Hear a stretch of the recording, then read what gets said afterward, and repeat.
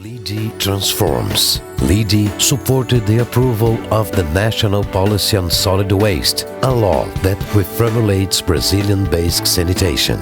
LIDE innovates. LIDE helped to create the Pacto pelo Esporte, an agreement between companies sponsoring Brazilian sports. LIDE educates. LIDE collaborates with the Ayrton Senna Institute in education projects that reach 1 million children every year. LIDE connects. LIDE promotes connection to leverage relationships, partnerships, and new business. LIDE conquers, moves, renews, accomplishes, makes the future. LIDE participates.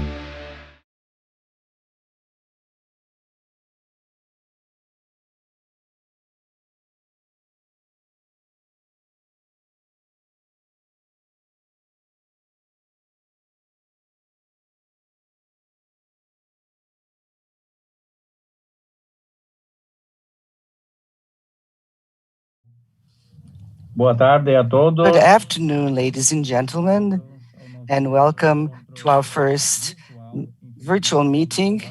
Unfortunately, it's a virtual meeting on agribusiness, and today we have the honor to join us in this very important sector for Brazil, and we have many prominent people in this meeting.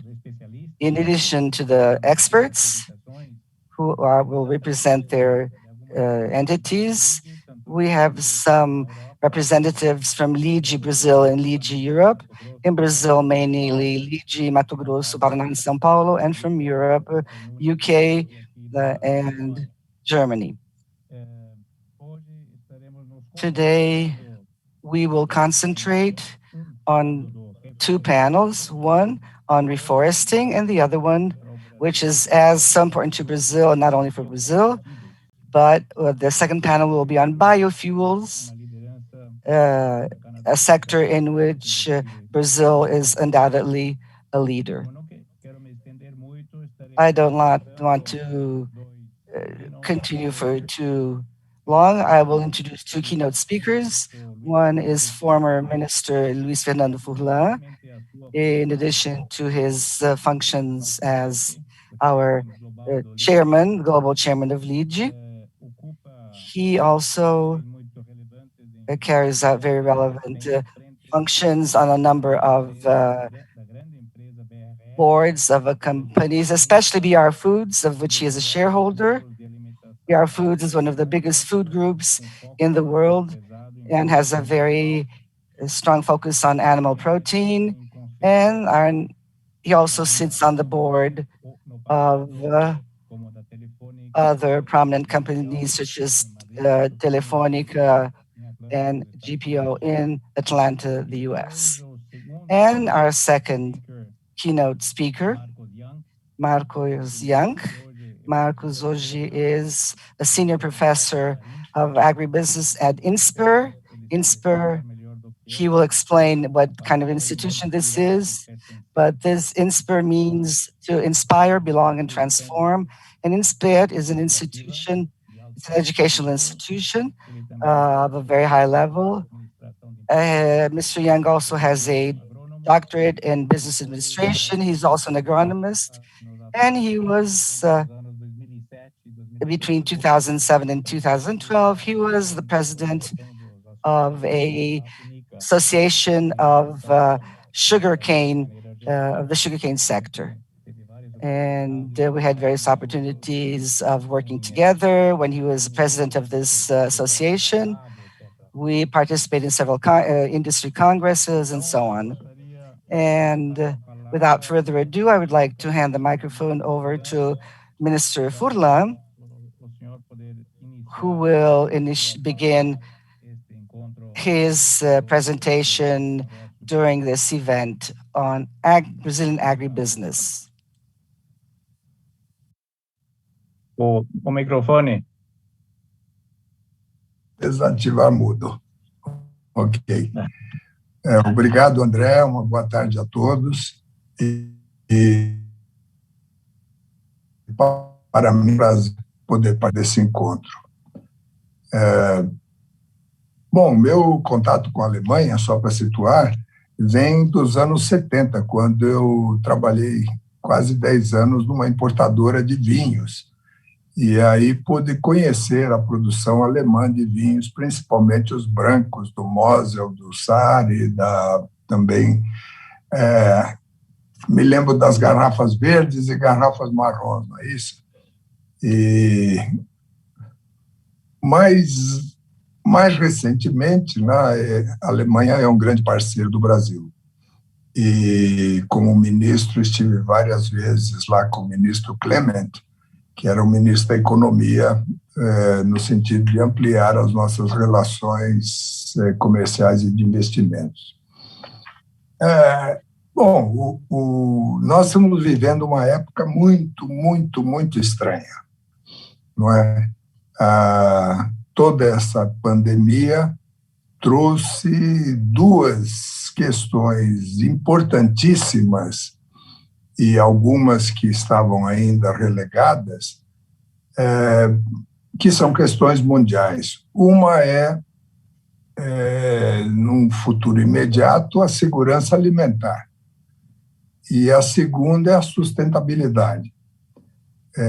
Vocês devem estar familiarizados com o ESG, né? Environment, Social e Governance, e que passou a ser uma tônica nas grandes empresas, principalmente naquelas de capital aberto, inclusive com grandes fundos de investimento que recusam investir em empresas que não tenham boa pontuação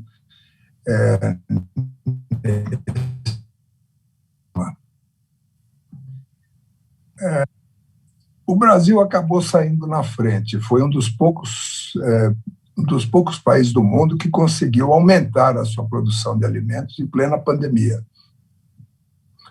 E nos diversos segmentos da produção brasileira, em geral, matérias-primas, né? Soja, carnes, açúcar e outros, milho também agora, e driblando um pouco a infraestrutura, os problemas de infraestrutura no Brasil que ainda afetam bastante os custos do agronegócio brasileiro, né?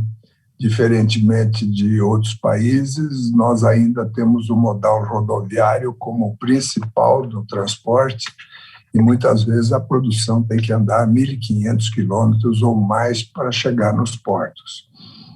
É importante também que a crise que aconteceu com a suinocultura na China potencializou a demanda, não só de carne suína, mas também de carne de frango, que é uma carne mais competitiva e mais barata.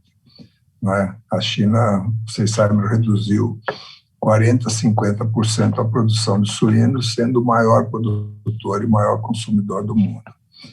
O Brasil, provavelmente, o Marcos Jank vai falar sobre isso, eu vou passar bem rápido, é um país que desenvolveu extraordinariamente bem a tecnologia da agricultura tropical, inicialmente ajudado pelos japoneses na década de 70 para transformar uma área improdutiva, que não é a Amazônia, que é o Cerrado brasileiro, no centro do país, em um grande silo de produção agropecuária. Nós hoje podemos colher cerca de 3 safras em algumas regiões por ano. E isso veio através de tecnologias, do plantio direto, que foi desenvolvido aqui no Brasil, né? E com isso aumentando bastante. So we increase a great deal profitability without having to increase the plantation areas. We increased 350% our production, and the plantation area was increased not in the same percentage. Something that is curious, that today we have 60 million hectares of plantation with grains. So if we had the productivity of 30 years ago, we would need 103 million of hectares in order to have a grain record harvest. We had that in 2020 and 2021. In other words, the productivity gain, we do not have to go to virgin areas. Today, Brazil has 65% of the natural coverage it had at the time of the Brazilian discovery in 1500. Two-thirds of the vegetal coverage of the forest is preserved, which is exactly the opposite of what they say in the press, that the Amazon is being devastated. This is not true. Only 9% is occupied by crop and 21% by pastures. Well, we have some challenges, as I said, infrastructure.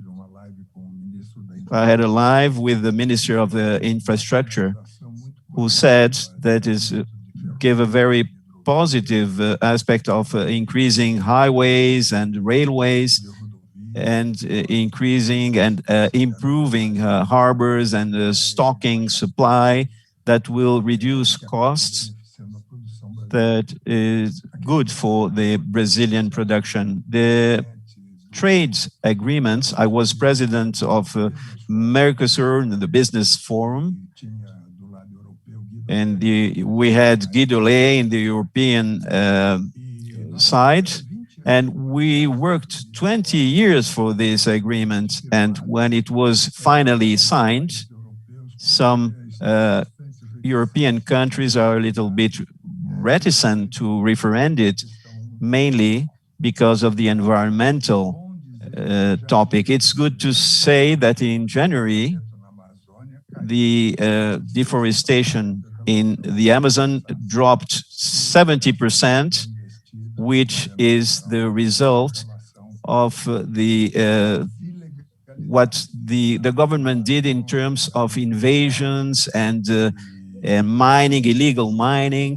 And this group is commanded by the vice president of Amazon. The forestry code was also a great advancement that occurred in the last few years.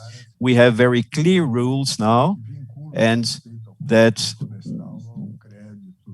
this has to do with the farming credit. Another important point, differently from Europe,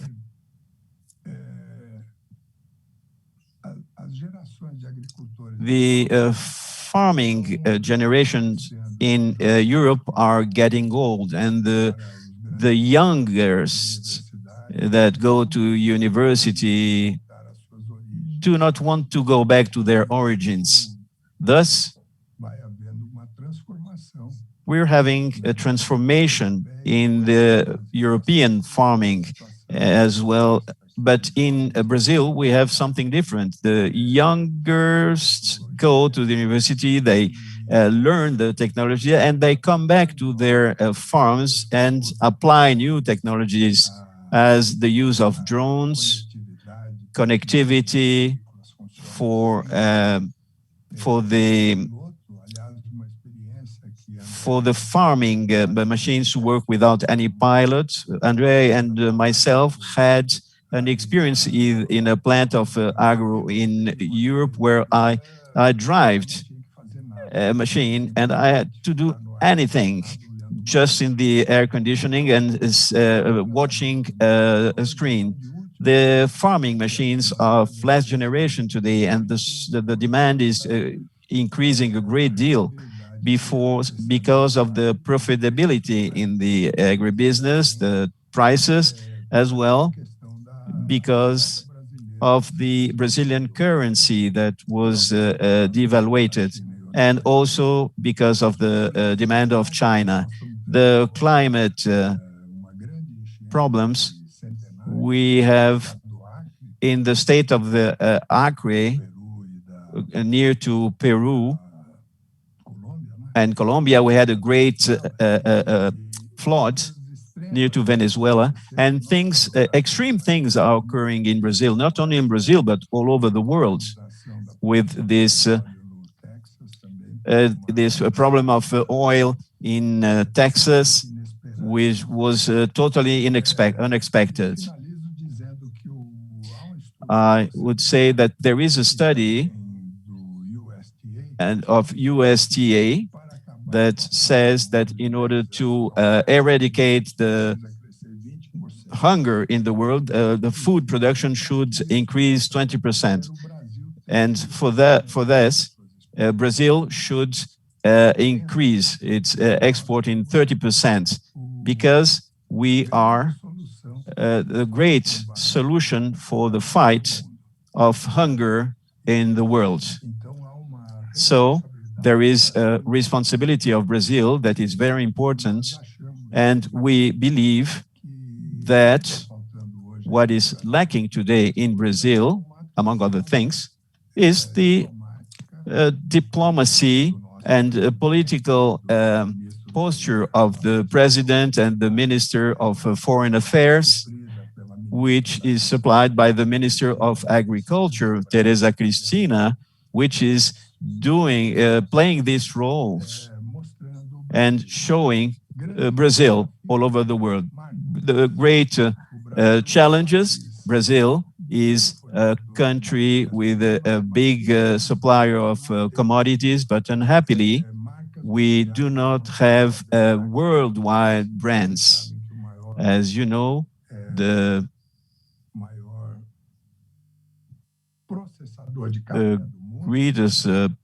biggest processor of coffee in the world is Germany in terms of values, and Italy in a second place, and none of them had any crops or plantation. They have dynamic industry that created brands and distribution, and this is an important business for them.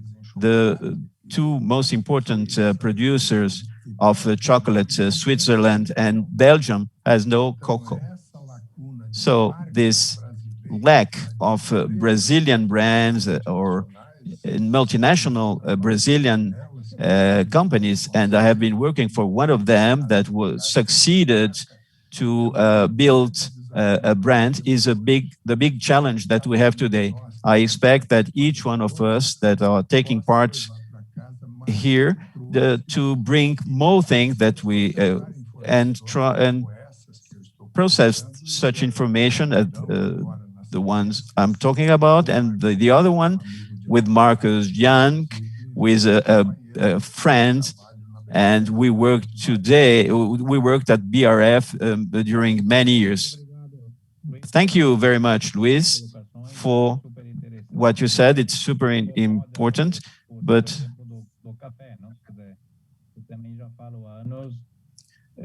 muito pertinentes. Bom, Marcos, então a palavra é sua e, por favor, inicie sua fala. Muito obrigado. Marcos, you have the floor. Thank you, André. Good afternoon, ladies and gentlemen. It's a great pleasure to be here with you, representing with LIDE from the states of Mato Grosso, from the UK, from Germany. I think this dialogue is very interesting, this conversation between Europe and Brazil that LIDE is promoting. It's a great pleasure to be with Luiz Furlan, who was my mentor for so many years. At the time, I used to work for BR Foods, and also when we created an institution for the study of international trade. At that time, Brazil was involved in the various negotiation fronts, including with the European Union, and then with other entities. And Luiz Furlan was the one who was able to get sponsors so that we could help build up the strategy that Brazil would follow during all its actions. Luiz is someone who looks ahead always and has always done so. And he has always worked hard to make Brazil distinguish itself abroad, not only in terms of productivity and competitiveness, but also in terms of sustainability and in terms of aggregating value, as Mr. Furlan has just mentioned. So it's a pleasure to be here with you today and say a few words about my view on Europe and Brazil. I had the opportunity during my career to live 10 years abroad, 3 in the US, 3 in Europe, and now 4 in Asia. And this gave me an opportunity to see how Brazil is viewed abroad and in terms of agribusiness, which is my specialty. I'm going to start by saying the following. In 2020, we had the second biggest export volume from Brazil. We exported almost $101 billion. We had achieved $102 billion a few years ago. And this year we had not reached that previous record because of corn. And this during the pandemic, and a year when everything stopped, the whole world stopped. And Brazil hit record exports, focused mainly on emerging countries. Never has the emerging world been so important to agribusiness as now. Asia accounts for 66% of Brazilian exports. China alone accounts for 36% of these exports. In 2020, our exports to rich countries dropped by 4%. Total exports grew by approximately 5%, and exports to China grew by 8%, and exports to the emerging Asian countries in Southeast Asia, China, and Africa grew by nearly 30%, even though these are low numbers, but still very strong growth in terms of in times of pandemic. So as Luiz said, Brazil is becoming one of the major countries that can assure food safety for the planet. And this was attested to very clearly by this year of pandemic. We had some problems with the supply chain because of the COVID, but Brazil nonetheless had the biggest second year in terms of exports. Of course, the foreign exchange rate also helps. Another factor that helps is the agribusiness did not stop and it was not put on hold, even though other sectors of the economy stopped. Agribusiness was going full speed ahead.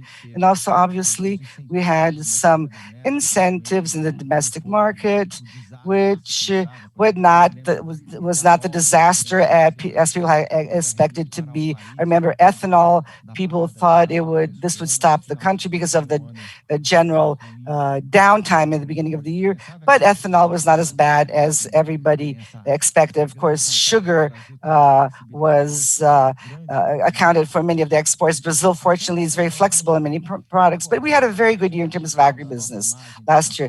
In terms of our international image, it has never been as bad as it is now. And this really is something weird. A country which is so efficient, which implemented this agricultural revolution, probably the most important agricultural revolution in the last 50 years. There was only another country that went through such a agricultural revolution, and that was the United States, which when in the 19th century, America expanded towards the West, and there were many universities focused on agribusiness were established in the United States, and Brazil's agricultural revolution started in the 60s. This is a recent revolution, and which is a combination of technology and people. And that is the success of Brazilian agribusiness. Thanks to European immigrants that had small properties, they went to the central west part of Brazil, went through a technological revolution, and our agriculture is low carbon. That's the most important aspect. So our agriculture has many environmental benefits. We have 2 harvests a year. Luiz mentioned corn, and I would also mention cotton. So 2 crops that have 2 harvests together with soybeans. And Brazil is first in soybeans, second in corn and cotton. So this is a win-win combination and highly sustainable from the point of view of land economics. And now there's another revolution coming up, which is the integration of cattle raising. We have 70 million hectares of farmland, but we have more than that in terms of pastures. And these pastures a few years ago were very low in terms of productivity. But not only is the pasture productivity increasing in terms of dairy cattle and beef cattle, but we also have the possibility of farming on these pastures. Today, We are working on cattle raising in very sandy soil where nobody would imagine would have been impossible to have any kind of crops planting there. So this is the drive of our agribusiness. So 2 or 3 harvests per year, a revolution in terms of renewable energies, a forest code that is very, very demanding. In the midst of this positive experiences, which is unparalleled around the world, Brazil is seen as the villain of deforestation and climate change. When we look at the European, the press, and not only, any press from any country in Europe, every day there are articles criticizing the increase of deforestation in Brazil. And this obliges us to reflect, which is the following. Are we villains? Are we victims? Or are we the solution? And I think we are a bit of all three. We are villains in a way, which is real. And this is because of the fact that Brazil was unable in 2020 to regularize land ownership. So we still have a land ownership problem, which is gigantic. It has been around, this problem has been around for centuries, especially in the North region. And many of the farmers and cattle ranchers do not own their land, which is something extremely complicated. The control of deforestation is very fragile because there's much speculation, illegal mining, illegal logging. So this is a very complex issue, especially in the North region of Brazil. And we have a forest code, which is very strict, but was not implemented on a state basis. If we had implemented the forest code in the states, and if we had regulated everything in terms of land ownership, I'm sure that today's scenario would be entirely different in relation to sustainability issues. Unfortunately, we also have the solution, which I mentioned. So this combination of technologies that make land more productive and which should have high productivity. President Macron said that he would look for self-sufficiency in terms of soybeans in France or Europe. Come on. If Europe do this, it would produce 260 kilos per hectare of soybeans, while we produce 5,700 hectares of we produce much more in terms of corn and soybeans. Some kind of sustainable option is that President Macron wants. So we have to attack front-wise to be able to solve the issues I just mentioned. We have to deal with illegal deforestation.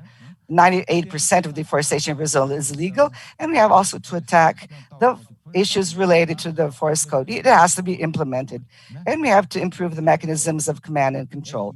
The problem is that all these factors nowadays are the factors that are staining Brazil's reputation and also are affecting a company's capitalization. These 3 factors, land ownership, illegal deforestation, and all of this leads to the following issue. We are having capitalization-related problems, and we're beginning to have problems of delivering products.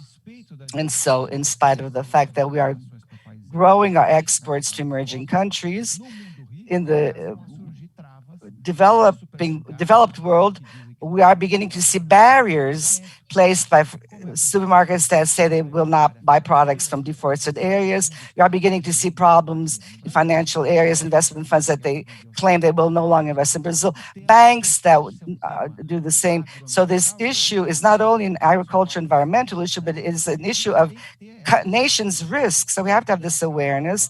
We have to attack this on the side of public policies. And in terms of the companies, I track many companies. I'm on the board of 5 or 6 companies. I see that companies that are more exposed, what are they doing now? They are beginning to create their own systems, protection systems. They're going to control their suppliers. The big slaughterhouses will track cattle until all the way down to the calves. They will put monitoring systems in place. They will put certification systems in place. Tomorrow, I know that we have a panel on certification. So this is a system that big companies are using to protect themselves to ensure the origin of their supply chains. and so on. So all of this will include monitoring, traceability, the reclaiming of areas, the reclaiming of degraded pastures. All of this will be translated into ESG. So companies to be able to work in bigger markets, especially abroad, will have to comply with ESG metrics in terms of agribusiness. And this takes me to a situation which is interesting. The other day, there was another researchers who translate this as a kind of, as if though you were putting a luxury condominium inside a slum, inside a favela. Brazil has a lot of this sort of combination, very wealthy neighborhoods surrounded by very poor neighborhoods. So you're going to create specific niches in the Amazon that will be totally under control. They will move forward even beyond what Brazilian laws establish. 5 or 6 companies said that they will achieve zero deforestation by 2030. So these companies will not buy any products coming for illegal deforestation. This is already happening right now. And so this is the mindset of creating your own condominium. But what happens on the outside? What happens in regions where there is no safety or environmental awareness or any of that? You know, that the surroundings of these companies, and this is a big part of the production, only 20% of Brazilian meat and poultry is exported. Most of the meat remains in Brazil. So what happens with all the rest that are not following all these ESG issues? So this is something that we have to deal with. So 3 ESG criteria by establishing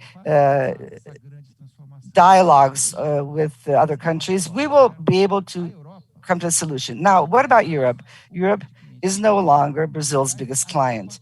In fact, exports to Europe dropped significantly in terms of our business exports. I will show you some numbers in this respect, and I was quite impressed when I saw these numbers. So today, in the case of Europe, exports to Europe dropped.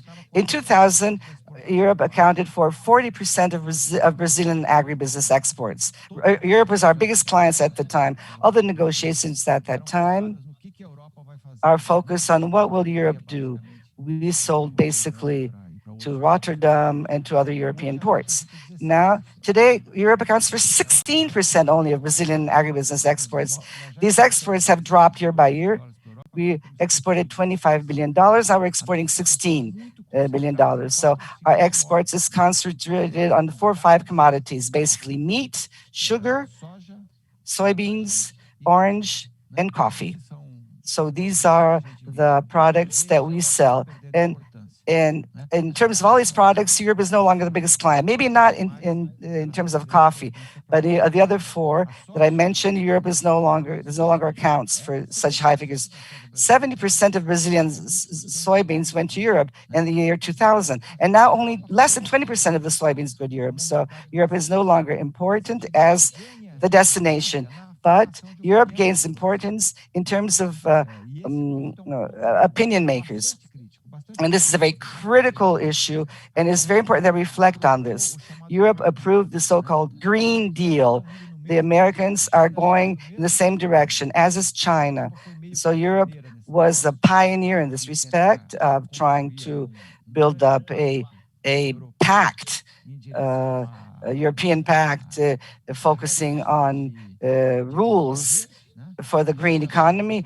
China is doing the same, and now the United States, under Biden, is going in the same direction. This will create a new front, Asian, European, and American, at the World Trade Organization, and all of this, motivating adjustments. They're saying, for example, about eliminating products from deforested areas. Last week, I was talking to our Minister of Agriculture about the conference that will take place at Frau on food systems, which is a new look at these older concepts. And at this conference, the focus will be agriculture, health, food, and the environment. Health now is a very crucial issue because of the COVID. And all of this in an agenda that will attack countries that are involved in deforesting. The ESG criteria is a new way of looking at something that has always been in the spotlight. So Europe is the great motivator of this agenda. And therefore, as I see it, we have to do a work where we have to do our homework, of course, and upon doing our homework, this entails public policies and forest code and bioeconomics, monitoring, traceability, and so on. So all these areas that I mentioned here, Brazil has to be able to improve its dialogue with Europe and focus on certain opportunities in niches that exist in the European market. We have great opportunities in terms of aggregated value products. That's what Luiz said. We don't have any major brand in Europe. We don't have an orange juice brand or a coffee brand or a meat, but we don't have Brazilian multinationals. So Europe is the place to test all these distinct products that have a strong brand, that have aggregate value. So this is a very interesting effort of the commercial areas of companies. And this effort has to come together with the effort of ensuring products that come from legal areas and nothing that comes from illegally deforested areas. So I think there are huge opportunities out there. I think there's another huge opportunity that's always there, and it's even more existing now in terms of Brazil being the solution, and this I'm saying, talking specifically about renewable energies, ethanol, sugarcane ethanol, biodiesel. So Brazil has a lot of experience in this respect, which are the root of the solution for the global climate change problem. Let's think of the land use, where we are seen as villains because of deforesting, but all of this represents 6% of the emissions of the planet. 70% of the emissions that a planet undergoes is energy and transportation. So this is an area where Brazil has solutions and not problems, because our energy matrix is renewable. It's much more sustainable than the European energy matrix or the Chinese or American energy matrix. So in my opinion, we have to work on these new agendas and focusing on products that have this differentiation, that ensure the consumers that the characteristics that consumers want are there. And the most visible place to do this is Germany, the UK, and Northern European countries. And this is why these 2 days will be so interesting, because this is an opportunity of having a conversation about these opportunities. Okay, thank you very much for this opportunity. And it's always a great honor to be participating in LIDE events. Thank you, Marcos. You really touch in topics that were very important. This negative evolution during those last 20 years, having Europe as a client dropped from a percentage that dominated with 40%, and you said that imports dropped to 16% today. So actually something impressive. And it's very pertinent what you said, that Brazil, with all the agricultural and cattle raising aspects, are should be focused in order to do a very good marketing campaign with very positive characteristics that Brazil has specifically in this area. So without further ado, I'm going to give the floor to the next speaker, where we have all the reforestation, which is the next panel. Thank you, André, for the introduction. Thank you, Marcos Jank, as well as Minister Furlan, for these classes that you gave us. We're starting our panel about reforestation. I'd like to ask our participants to send us their questions. And I'd like to welcome all my colleagues and participants and the moderator, Dr. Hildegard Stausberg, correspondent of Latin America in the WELT newspaper, and our guests that I'm going to introduce now. Gilberto Goellner, founder, CEO of Girasol Group, Administração and Participação Limitada. He is an entrepreneur in the Brazilian agribusiness with important participation in genetics and grains. And he was a senator of the Brazilian Republic during 2 years, a representative of the Mato Grosso state, and also was ex-president of producer of soybean and cotton, director of TC, Association of Companies of Transportation of Cargo and Transmat, and vice president of the Brazilian Association of Seedlings, and also vice president of Abrasoba and director of AMPA, the cotton area. I'd like to welcome you, Mr. Gilberto, as well as like to welcome Fausto Takizava, forest engineer from the Luiz de Queiroz School of Agriculture, ESALC USP in 1995. He was president of the Association of Reforesters of the state of Mato Grosso, AREFFLORESTAMT, between 2020 and 2016. He was honored as outstanding executive at the 2016 Timber Congress, and he has secretary of AREFFLORESTAMT and technical director of the Association of Forest Engineers. I welcome Mr. Fausto Takizava. Now, in a connection with what said Marcos Janko with our project, with our panel on reforestation, Frau, the food of the United States, and Marcos Jank has also mentioned, said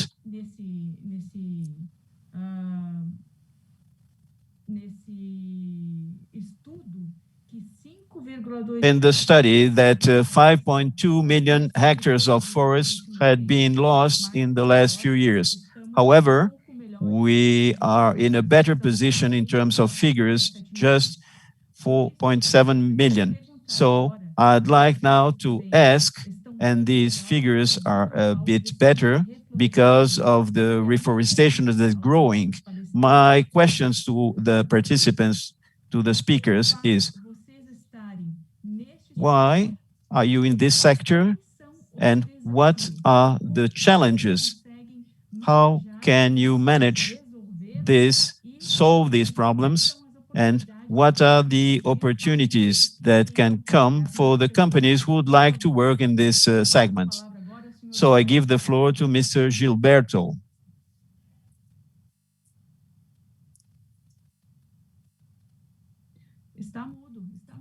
You're mute. You're on mute, Gilberto Goellner.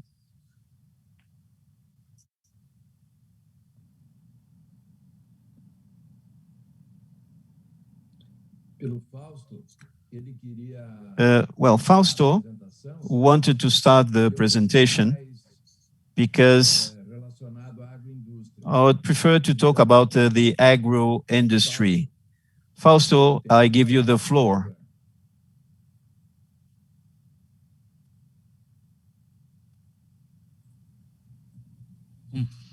Boa tarde ou bom dia para todos. Well, good afternoon or good morning, according to the place where we are in the world. I'd like to thank the invitation.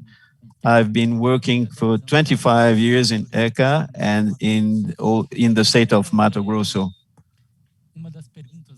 One of the questions, what is the objective of Brazil in the private sector in the area of reforestation? Before answering the question, we should understand what is reforestation. When we talk about reforestation, we have two kinds of reforestation. One of them is for ecological aspects and conservationists, preservationists, and this is focused on the native species. And the other one has to do for commercial purposes and economic purposes for the production of goods and timber, especially. And timber, just to simplify our conversation here, when we talk about reforestation for commercial purposes, I'd say plantation. And the other one, what is the strategy that we have in terms of the Brazilian territory for each one of reforestation? Brazil has actually strategy for each kind of reforestation. The reforestation, the plantation of trees. We have a program that's called Plantar Florestas, which is planting forests, under the responsibility of the Ministry of Agriculture, Minister Teresa Cristina. There was a big participation of the private sector. I would say that this program not only traduces what is the vision of the Brazilian government, but also of the private sector. We have associations. The Embrapa Floresta has a big participation as well. Reforestation for the purpose of preservation is PLANAVEG, National Plan of the Native Vegetation Recovery. This program is under the responsibility of the Ministry of Environment, and in order to recover a great deal of hectares up to 2030. 1 million and so by year until 2030. But today, I'm going to focus on the Plantar Florestas program, the plantation of trees, which is the focus that myself and Gilberto Goellner are in. This Plantar Florestas program has the objective to increase the productivity of trees plantation in the country, to foster the production of goods and services of the sector. And when we talk about services, this includes the payment of machines and instruments, the carbon aspect, to contribute to reduce the pressure on a native forests, improve the earnings, and also focusing on the small and medium properties and the integration between rural producers, the industry, and the agri-industry. This is the goal of planting forest project that was made with the private sector. And why? Because we understood that it was necessary to have a strategy for that. So to answer why, I'm going to present you some figures of this program in Brazil. In 2019, the tree plantation accounted for 1.2 billion of the 97% of earnings in 2019. In 2019, we had 12.6% higher than 2018. It occupies only 1% of the Brazilian territory and supplying 90% of all the timber for industrial purposes in Brazil, generates 3.7 million of direct employments and indirect as well. For each hectare of a tree plantation, the sector has 0.7 that are preserved in the native forests and legal preservation areas, as well as other from the native that are. And it's a sector that have been investing in socio-environmental actions, 18 million reais, benefiting 6.9 million people. Until up to 2023, these sectors will invest 25 millions in investments in factories, in formation of new forests, and maintaining those that are present. In 2021, the sector announced, the Brazilian Association made a study, and in January, with all the vacancies of employment in this sector, 4,000 vacancies in February 2021, in a moment that we're living, let's say, a pandemic here, because we're very, and the municipalities where tree plantation is a highlight had an improvement in terms of IDH.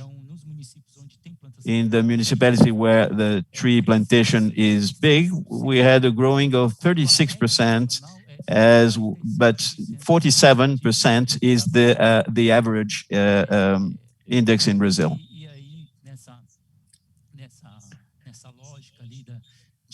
Well, taking into account this rationale of sustainable production, the tree forest has 20 million certified trees that are certified, environmental certification, 10 millions of hectares that are planted in Brazil, 40% of the area that is planted, and we have many companies as well that are in the process of certification. So there is a trend of growing in this area, and this is really something important for Brazil. Those 10 millions of hectares stock approximately roughly 2 billions of tons of equivalent carbon, and 7 millions of hectares represent 3 billion in terms of tons of carbon stock equivalents.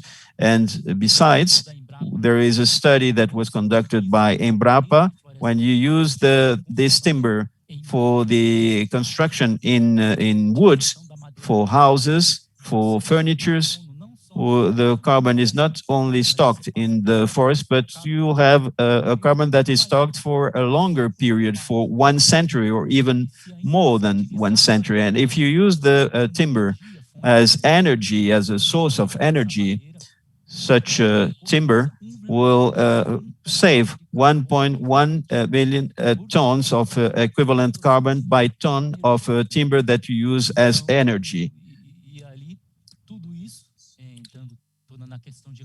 Well, now in terms of economy of lands, as said Marcos, Brazil is a champion in productivity of eucalyptus, an average of 37 cubic meter up to 40 cubic meter by hectare. So the production of timber per hectare is a champion. Brazil is a champion. And also Teca, my specialty, TIC, is 15 cubic meter per hectare. This is one of the highest productivity in terms of TIC plantation. These are the figures of this sector that makes Brazil a country that is very attractive for those who want to invest in forests based on these figures, and also in terms of availability of lands, and also in terms of know-how. All the know-how with the highlight of production of eucalyptus for pulp, and Pinus, TIC also has paved its way for eucalyptus in this kind of technology in terms of production. State of the art. Thank you very much. What are the challenges that you see in this sector? In order to certify, what are the today's challenges of reforestation in Brazil? So the challenges of today in this Reforestation program, we identified 9 issues that have to be dealt with. we have to, these are the challenges. These are our challenges. So they are the institutional issues of the planted forest, because the planting of trees with productive purposes is very often confused with the purpose being conservation. So there's a confusion in this respect. Now with the locus exists, it is part of the Ministry of Agriculture, it is part of the Forest Institute of Brazil. So we have information. Planted forest in Brazil has, we have to identify where it lies. How many hectares are there? The inventory, the geographical localization of this inventory. This kind of diagnosis has to be conducted, and of course, we have to monitor all these advances. So we need strategic information. This is information which is not all consolidated in its totality. So you have to move forward in this respect. But we're doing this. The Ministry of Agriculture is doing this with the help of all the state authorities. And then we have demand for forest products, which is another factor. And when we talk about biomass, Mrs. Gilberto will go into more detail about biomass for energy, but the state of Mato Grosso has a huge demand, as has agribusiness, as has corn crops. There's a huge demand for eucalyptus. So in terms of biomass, we might have a very interesting synergy with Europe, because when we talk about biomass, it's timber for logs and chips for energy. But when we talk about energy in Europe, you can transform timber in pellets, in wood pellets. In this way, you aggregate value to this timber, and Europe under this green the deal agreement. So we are part of the solution for Europe in this respect, because we can supply this part of this clean energy and timber for civil construction. So Europe, especially Germany, is our big example of wood constructions, and Brazil is going in this direction in terms of civil construction use up a lot of carbon. So Brazil, a huge producer of raw materials to move forward in this respect, not only in Brazil, but also in Europe, and in terms of becoming a supplier of timber, of engineered timber, not raw timber, but engineered timber. So Brazil can become a great supplier. And in terms of cultivating planted forests, the objective of Plantar Floresta is to expand 2 million hectares by 2030. This means plant approximately 233,000 hectares until 2030. And this requires 1.5 billion of reals per year in investing to form a forest. And this resource, forest demands, is very capital intensive in the beginning, because the return on income does not take less than 7 years, and Brazil does not have a culture investing in this kind of sector, and Europeans do so, because Europeans see this as a long-term investment. So this is a role that Brazil has to start playing, especially abroad. This issue of attracting capital, expand its forests, and there are other issues such as research and development, innovations in planted forests, logistics and infrastructure is another issue that Marcos Jank already mentioned. Legal issues, just to give an example, the legal issue, planting trees in Brazil is still under old-fashioned laws, because the law says that planting trees has a medium-sized impact on pollution in the environment. So Embrapa has conducted a study that, on the contrary, planting trees, obeying all the legal issues, aggregates value to the environment. So our old-fashioned laws in this respect have to be restated. Another issue, the protection of the forests. So we have to have fertilizers and other agricultural products that have to be registered and used by authorities to protect the forests against plagues and so on. And the last issue is communication and commercial promotion. Brazil is still not familiar with how planting trees is part of anybody's daily lives. But because this is not only in terms of trees themselves, but we even eat wood, just to give you an idea, in ice cream, for example. So nowadays, the state-of-the-art technology has biorefineries where it is possible to substitute many oil byproducts. These can be substituted by wood. For example, there are many clothes where the basic raw material is wood. So society in general, it does not know all these factors.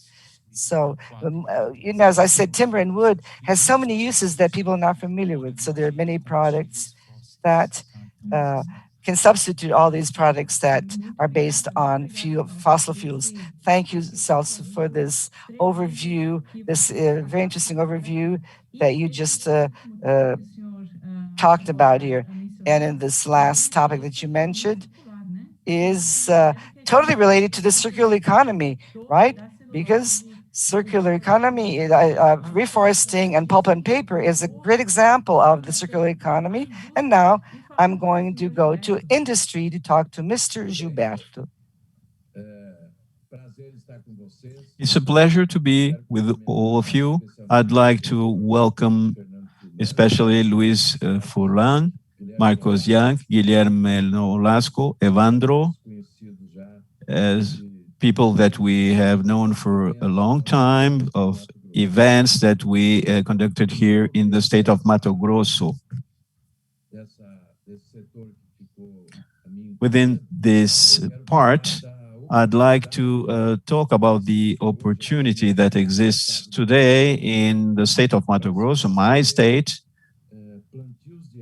to plant trees, eucalyptus trees, with a maturation age in terms of investment from 6 to 7 years.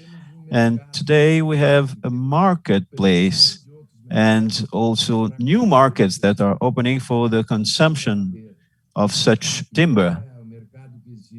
This is a marketplace that has existing today, is to transform the eucalyptus in biomass, in cavaco, and through machines that do this, and to supply the ethanol plants, maize or corn ethanol.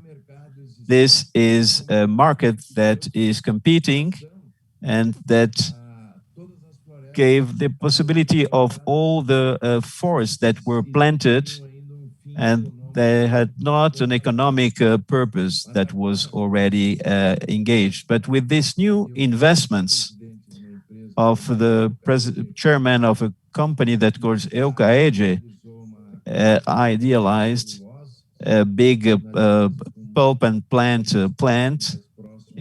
near to the states of Goiás and Mato Grosso do Sul, in a region with railway infrastructure, with logistics, and operates the harbor of Santos, the port of Santos.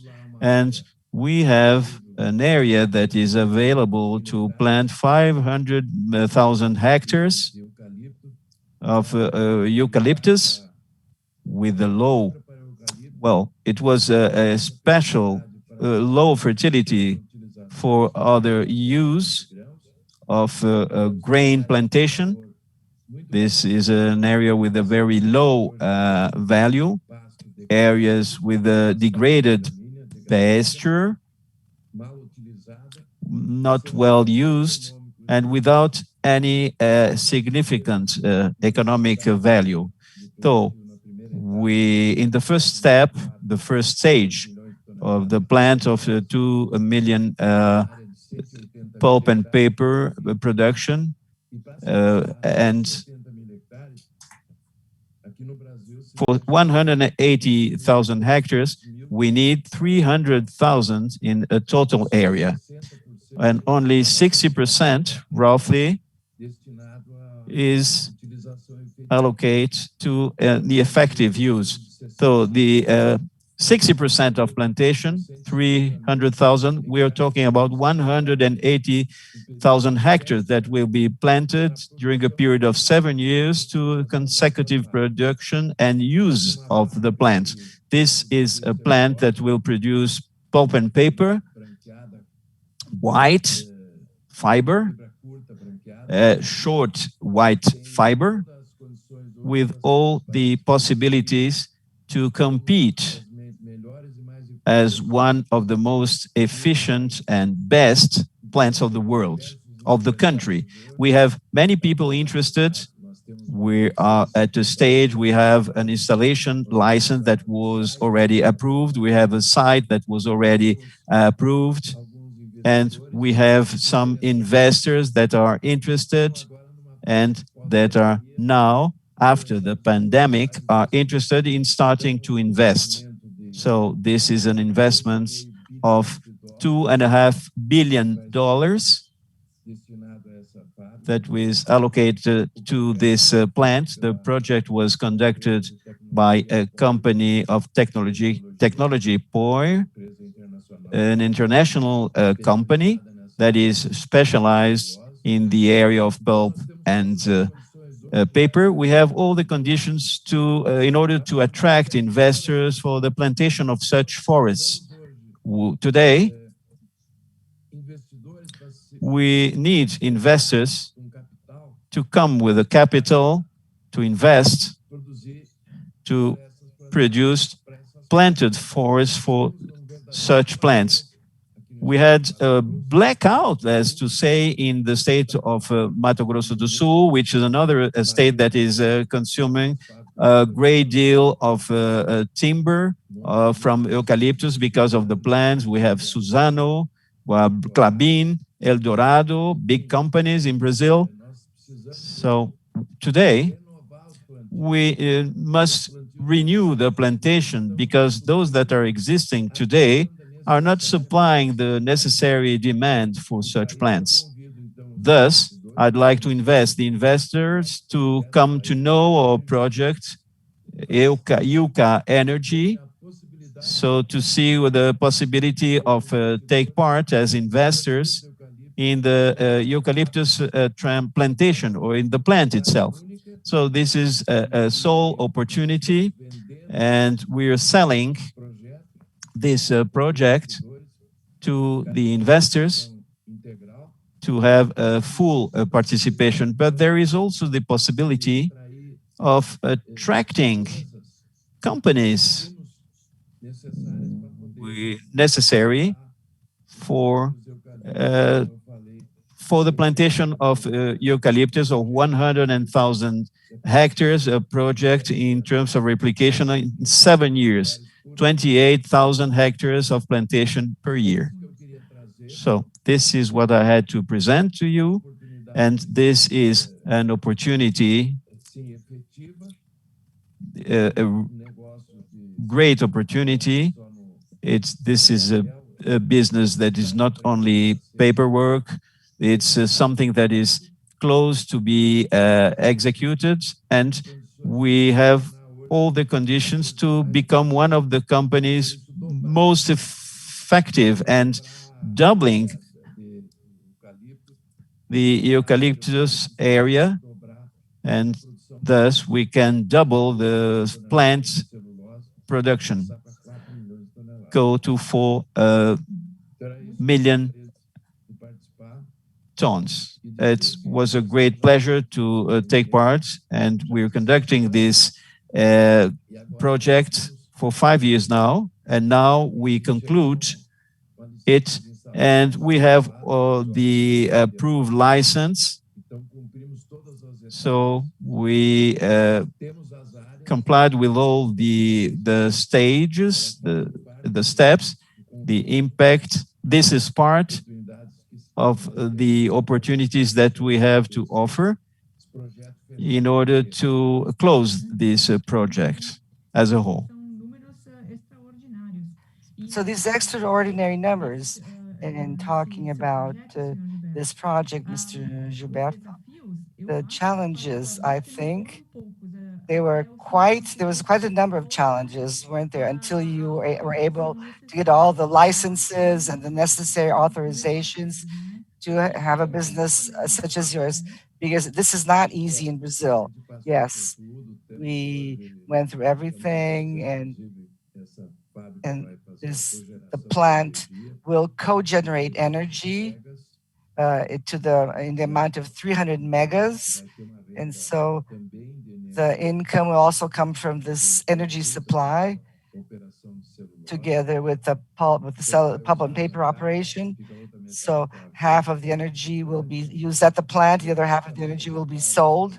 So this is highly a profitable business, and so we see that the planted forest sector has enormous opportunities in the states of Mato Grosso and Mato Grosso do Sul. And there are extra possibilities as well, right? Yes, once again, these investors will export this cellulose that will come from the plant. So to supply the paper companies that they own abroad.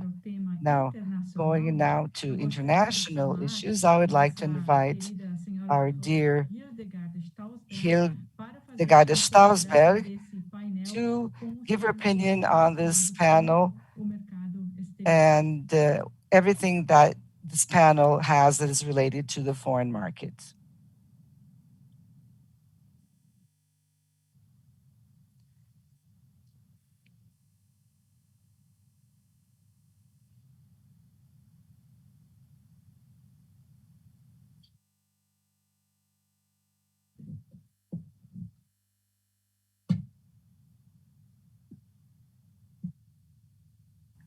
¿Me puede escuchar?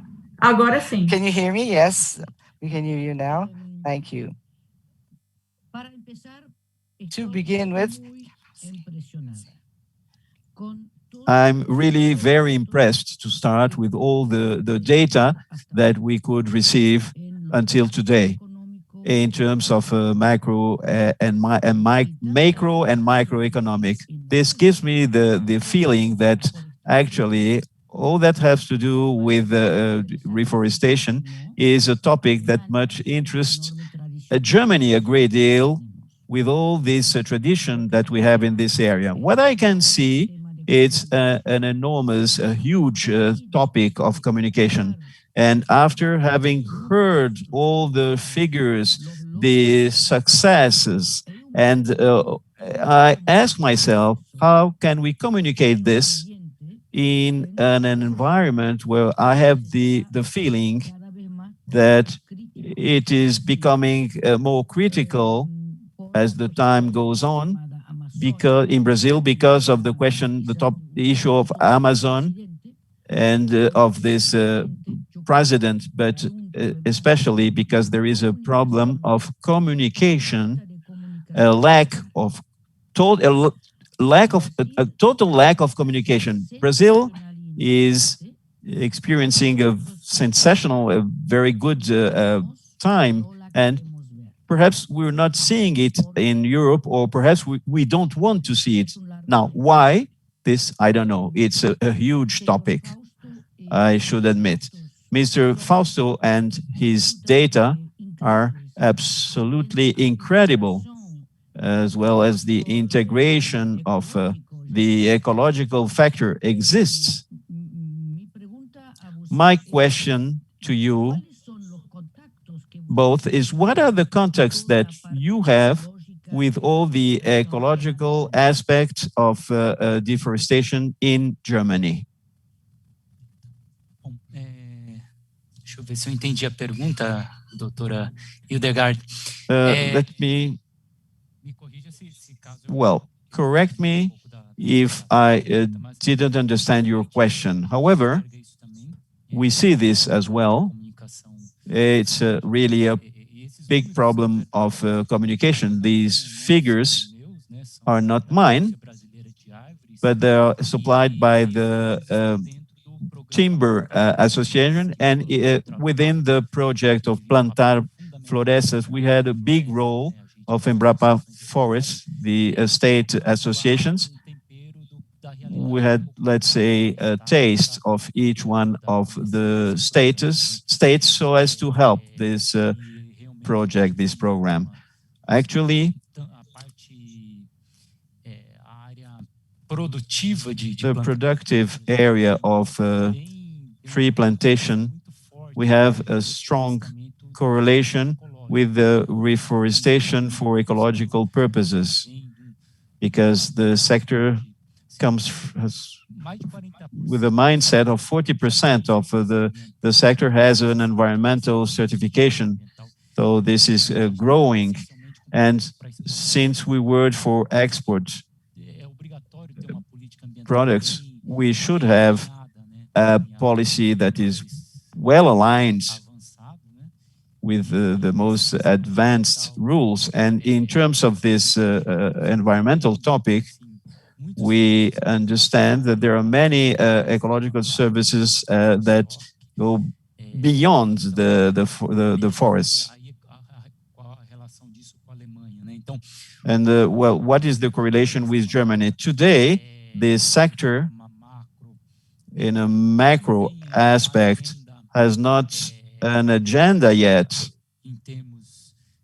an agenda in jurisdictional, and each company has its strategy in order to leverage funds, and having the communication where we can find communication to leverage the project Suzano, for instance, Green Bonds and Klabin, the examples of Brazil, Suzano and Klabin in this area of green bonds. Each company has its strategy.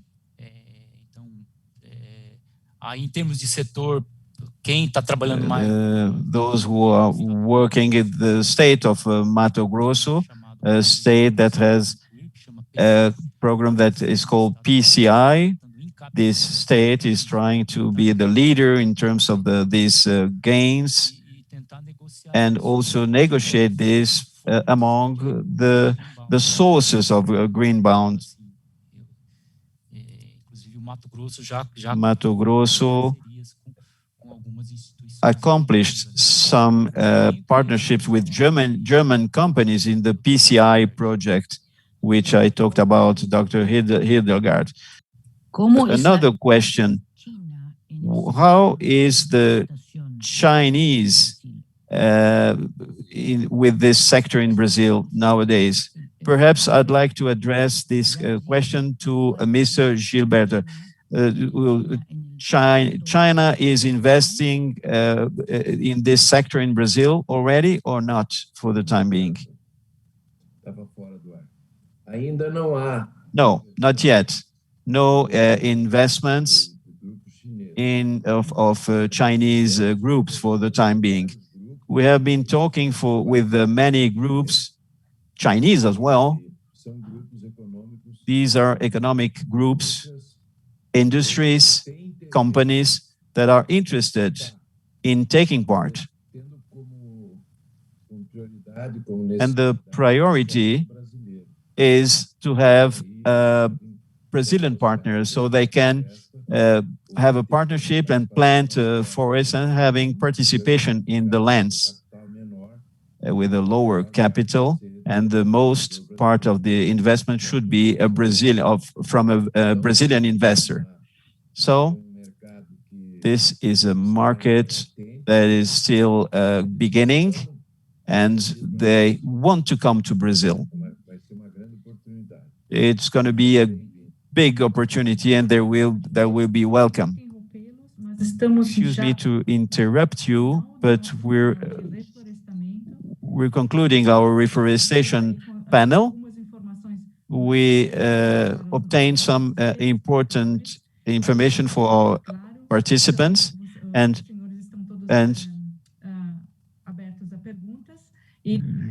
we're open to questions, and we can resume our conversation through the chat.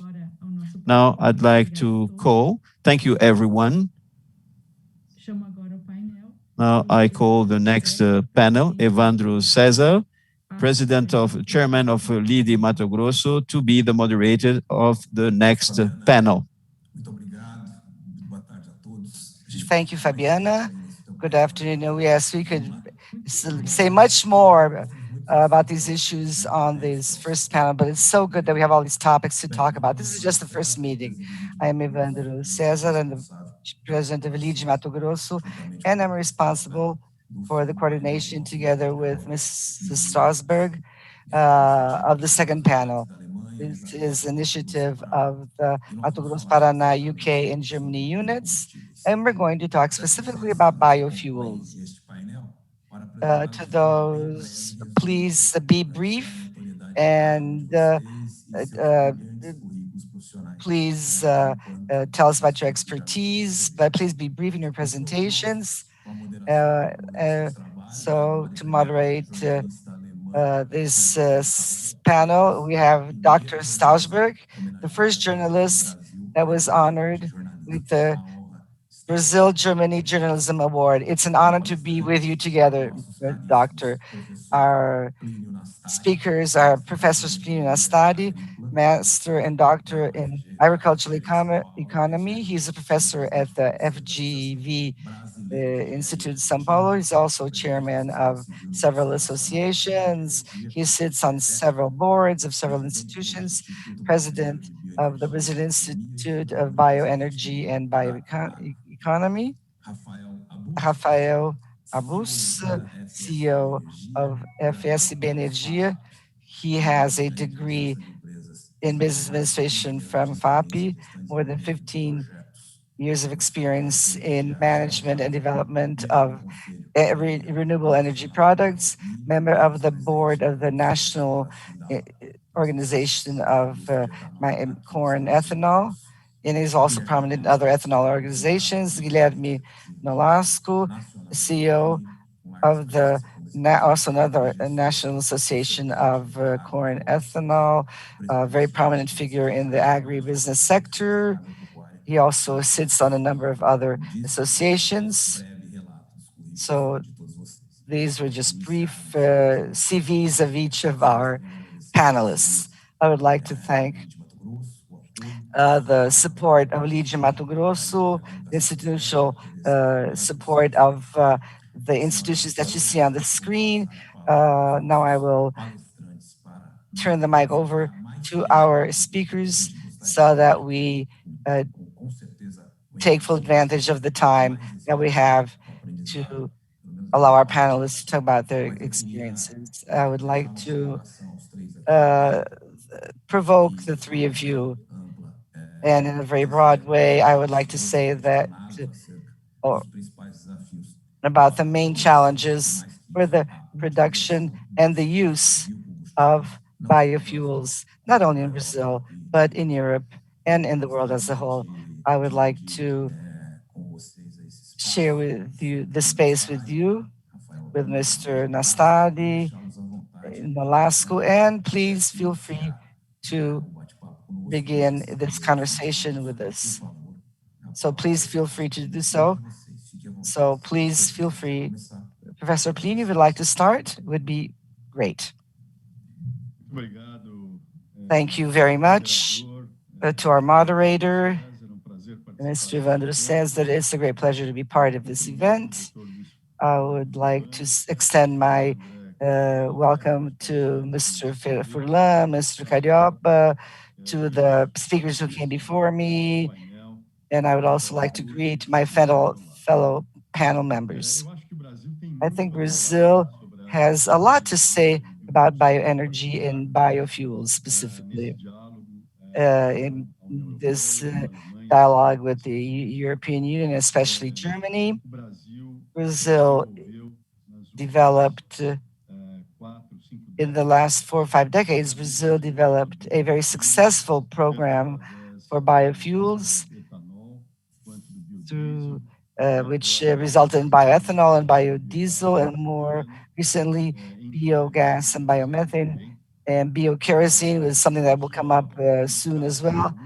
And not only in terms of scale and volume, Brazil is substituting 47% of its gasoline with ethanol, is substituting 12% of its diesel with biofuel, and there's a huge potential for biogas and biomethane, which is equivalent to 44% of the diesel consumption in Brazil. This is more than 100 million cubic meters per day of biogas, which comes from organic waste, which is equivalent to more than 3 months of the capacity of the Brazil-Bolivia oil pipeline. And above all of this is sustainable, and it's becoming more and more sustainable after the approval and implementation of the law of the Renova Bio, which is a national plan of biofuels, which establishes a regulatory framework and motivates increased efficiency. So energy efficiency, which should lead to the increase of productivity, cost reduction, and lower prices for consumers, lower fuel prices for consumers. But above all, technology, which is very dense in terms of energy and has a very small carbon footprint. The sugarcane ethanol substitutes 91% of the greenhouse gases from gasoline, and very soon this is all going in the direction of substituting 100% or more than 100%, and will become a carbon sink in terms of the rules of life cycle. What does all of this mean? It means that we have an energy for transportation, which is very clean and uses existing infrastructure, so there is no need to use or build up a new infrastructure, and which allows the use of this energy in different ways of motorizing, whether it's through internal combustion engines or whether it's through different ways of electrification that can be in the form of hybrid vehicles, through fuel cells, because electrification is a tendency because it's a more efficient motorization than with internal combustion engines.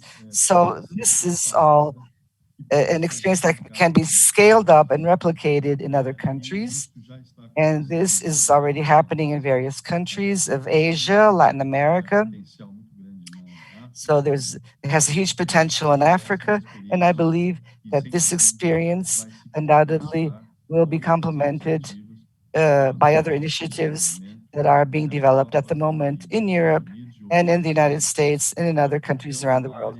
So this is an area where Brazil has a lot to contribute to. Ethanol, it does not only come from sugarcane, it comes from corn as well. In the last 5 years, corn ethanol, the production went up from 100 million cubic meters into this last harvest, which, and I think Rafa and Guilherme mentioned this already, but there's more than 2.7 billion liters of corn ethanol, and we're doubling and tripling this volume with enormous generation of aggregated value, multiplying the value of the grain, bringing decentralized economic development, and making feasible to intensify cattle raising, and as a result, reducing the use of pastures for the production of the same quantity of meat.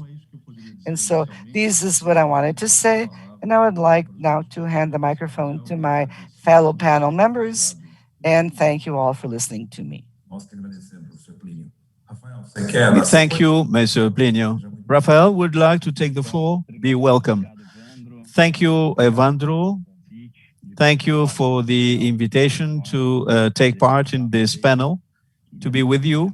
I also would like to welcome the other panel members, Furlan, Jank, Plínio, Guilherme, that are here with us. I'd like to comment some aspects. We talked about very many topics. The debate about the climate change. We talked about productivity, aggregation of value, adding value, the use of lands. Marcos talked about this, also about reforestation in the other panel, supply chain, clean supply chains in terms of the different projects, and everything that is the core and the debate of the climate change and farming and agro-industrial production. We had the happiness of reunite all these elements in our productive chain and maximize the positive aspect of all these issues in this chain. I'd like to share with you the maize or corn ethanol production, which is very new in Brazil. Plínio talked about the sugar cane. Is a great experience. We have 90% of all the Brazilian ethanol based on sugar cane, and corn is a productive aspect in Brazil, recent in Brazil. So the first topic that made it feasible, made this corn ethanol in Brazil was the farming revolution that was mentioned by Janko in the first panel. In Mato Grosso, with the two crops in the same year, the climate allowed this, and also the equipment, adopting new technologies and modern technologies allowed this. So corn experienced in the last few years an enormous productivity and total production in the state of Mato Grosso, making feasible this. So what lacked was liquidity in terms of the bottleneck of technology in Brazil in order to send all this production through the state of Mato Grosso to the harbors, and this the growing production and the farming revolution in the fields. So we have a model that copying the United States by transforming the different adding value products, animal production, such as selected ones, special ones of high protein, corn oil for different diets, in different animal for production for swines and poultry and so on. And this is different from the American model.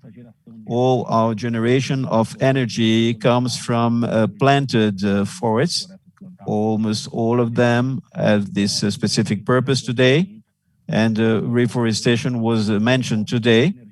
This is a source of energy so as to generate labor and energy for our plants.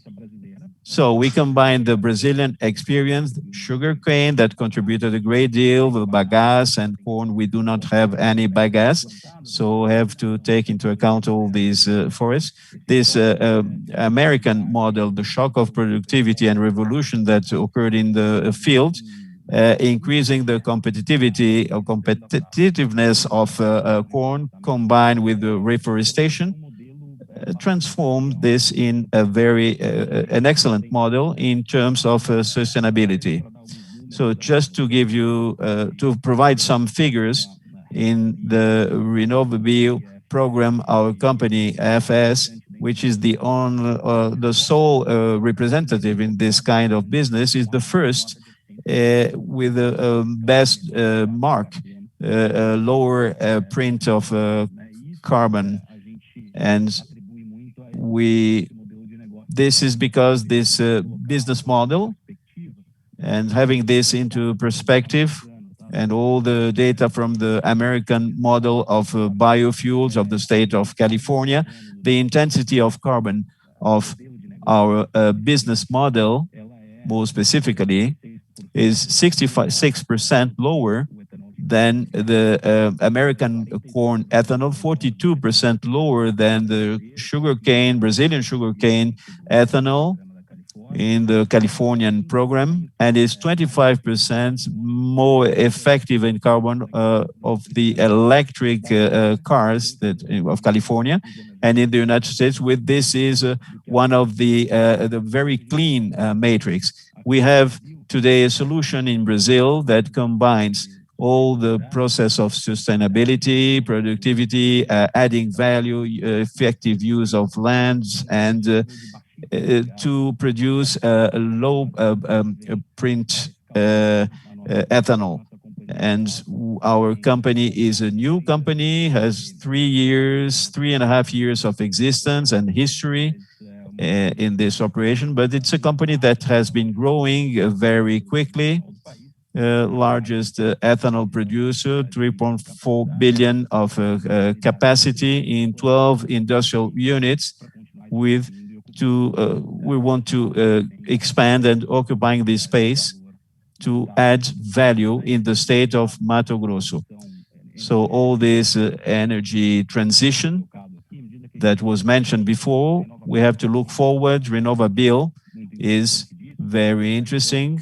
The Californian program is another example. The world today has 60 carbon programs that prices carbon with a voluntary market, specific markets for biofuels, 64 according to the World Bank, and a large variety of pricing. We have carbon from $4 or $5, $6 in RenovaBio today, up to $200 in the Californian market. We have an average of this of $40 for tons of carbon. The example of the Brazil potential that is larger than our platform, according to the examples that we saw today. Carbon credit in scale to take advantage of and playing an important role in this process of energy. One of the topic, as said Plínio, about negative carbon. We have many examples in the sugarcane area. We have some initiative in which we are working on in the same direction. One of the projects that we conducted today in high feasibility to sequestration of carbon, we made a geological analysis of the region, and we were benefited by we have rocks that were located under the plants in order to have the sequestration of carbon. This is a topic that we could talk a little bit about later, and I'll conclude and give the floor to Guilherme in order to get deeper in this topic. Thank you. Thank you, Rafael. Guilherme. Thank you, Evandro, for inviting me to join this event. And now all of these professors are a hard act to follow because I will probably be redundant in relation to all the issues that were addressed. Corn ethanol is multiplying year by year. And just to complement what Rafael and Plínio said, we still use, although we produce 7-8% of the total ethanol in Brazil, we use only 6% of the available corn. 6% is nothing, but in the next 8 years, Brazil should grow to the tune of 50 million tons of corn production through efficiency gains and productive gains.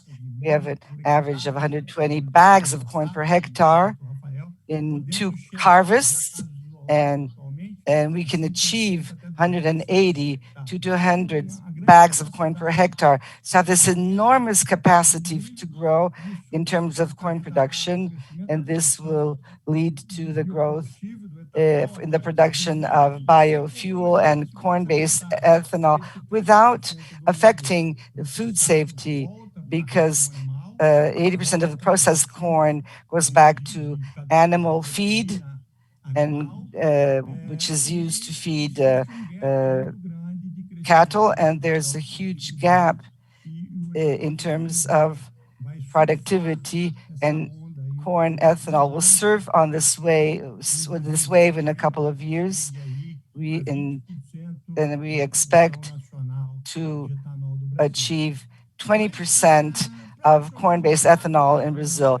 But to move on, I would like to provoke you and Plínio and Rafael, and based on what you three said, Rafael mentioned that we are going through an energy transition. We're moving towards renewable energy, and in this respect, it is totally aligned with the global agency of the United States, thanks to the fact that President Biden is going back to this agenda. China has announced the addition of ethanol, a 20% ethanol to its fuel, and there's a huge market to be explored in terms of substituting fossils with biofuel. So Plínio, how do you see the role of ethanol and biofuels in this global agenda, which is so in the spotlight? People are talking about electric cars, and people talk about substituting fossil fuels. What can we achieve in all of this? What is the role that biofuels and ethanol can play in all of this? And the question is, are we prepared to meet the demands of this global market in this respect? Thank you, Guilherme, for your question. I would like to say hello to Rafael and you as well, and all of my panel member colleagues. Ethanol is very interesting because it is a liquid fuel with high energy density and uses its existing infrastructure and will live and be part of these mobility solutions. It will live together with other solutions. So the whole issue is that when you talk about electrification, and normally one confuses electrification with a aspect of electrification, which is electrification based on batteries. Batteries is something that stores energy. It's not the energy itself. Batteries only store energy. It's as if we were comparing batteries to a fuel tank. Ethanol can be used for electrification as well. We have electrification based on liquid biofuels, and ethanol is very beneficial from the point of view of global emissions and local emissions. In terms of global greenhouse gas emissions, electrification with ethanol is the only one that is able to meet the limits already defined to be complied with from 2032 onwards in Europe, which are the ones that are strictest. So the internal combustion engine nowadays, using ethanol, generates emissions of 58 grams of CO2 equivalent per kilometer. In 2032, these 58 grams will drop to 36 to 37 grams. Nowadays, we already have electric vehicles, the hybrid ones that use ethanol and that emit only 29 grams of CO2 per kilometer. And nowadays, the limit of emissions that has to be complied with in Europe corresponds to 95 grams. The average of the car assemblers in Europe are emitting 127 grams, and the electric car run on batteries using average electricity in Europe is emitting 92 grams. So it would be necessary in Europe, it would be necessary for 100% of the fleet would be run on batteries to meet the requirements defined for now, for the present. How much of the current sales correspond to electric cars? 2.2% only. 58% of the vehicles are still run on gasoline. 39% run on diesel. And therefore, there's still a long way to go by various countries to achieve what Brazil has achieved in terms of ethanol. I'm talking about global emissions. Thanks to this flex vehicles in Brazil is emitting much lower gas emissions. In terms of local emissions, this is measured by the air quality index, by the particulate material of 2.5 micrometers.